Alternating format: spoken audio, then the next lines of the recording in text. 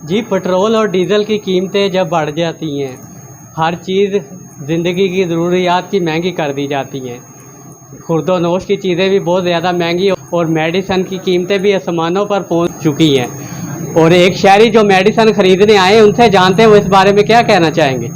जी sir, medicine बहुत ज़्यादा महंगी हो गई है। अद्वियात की कीमतें आसमानों पर पहुंच गई थी पेट्रोल महंगा होने से। जब पेट्रोल सस्ता हुआ, कोई भी दवाई की कीमत कम नहीं हुई।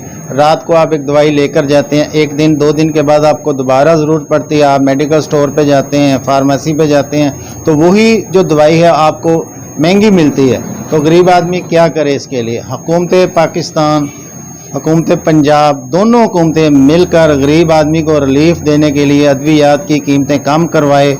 और ये जो माफिया है दवाइयों का, इनके पीछे पड़ के कीमतें कम होगी तो लोगों को फ़ायदा होगा। अदरवाइज़ जो ज़िंदगी बचाने वाली अद्वियात हैं वो भी इतनी महंगी हैं कि आम आदमी की पहुंच से दूर हो चुकी हैं। तो इसके लिए आम आदमी तो बहुत परेशान है। तो ये आम आदमी अपनी अपील हुकूमत से ही कर सकता है।